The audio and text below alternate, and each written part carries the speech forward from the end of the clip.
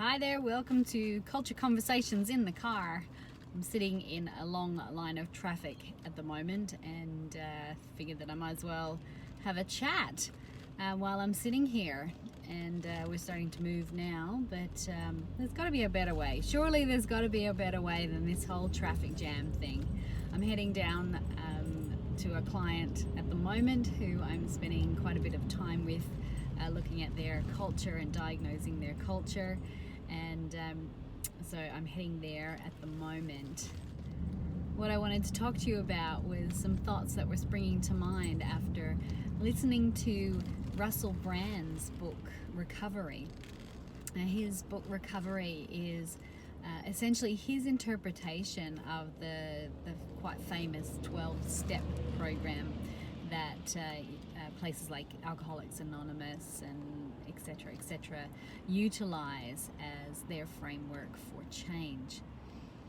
And I found it really fascinating. I mean, not only because, clearly Russell Brand is a poet in the way in which he writes. It's just beautiful. His prose is beautiful.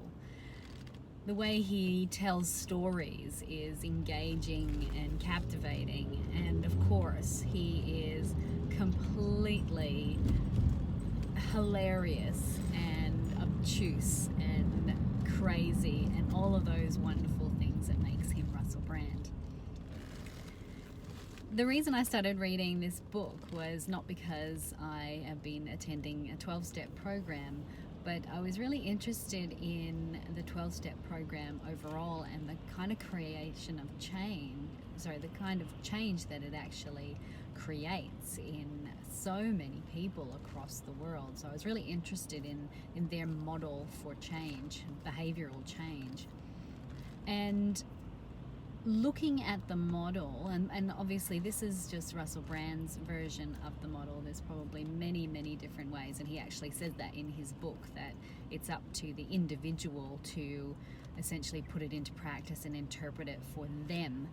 I found it quite fascinating looking at the similarities between this model and things like cognitive behavioral therapy and behavior management and coaching and all sorts of other modification tools or programs that we use when we're looking at how we can create a change of behavior in not just an individual but groups of individuals as well, because we work a lot with business culture, which is about behavior and intent changes in groups of individuals, not just individuals.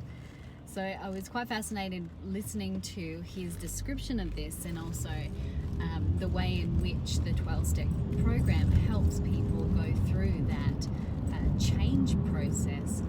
Essentially, if I was going to boil it down to its essential elements, it's acknowledging. So acknowledging I've got a problem, acknowledging that the behavior isn't serving me, that's the first thing, and accepting that. So actually accepting that the behavior is not serving. So it's that acknowledgement and then acceptance. Then there's a process of making sure that you understand all of the elements of that behavior. And this step is often missed by people when they're doing behavioral change.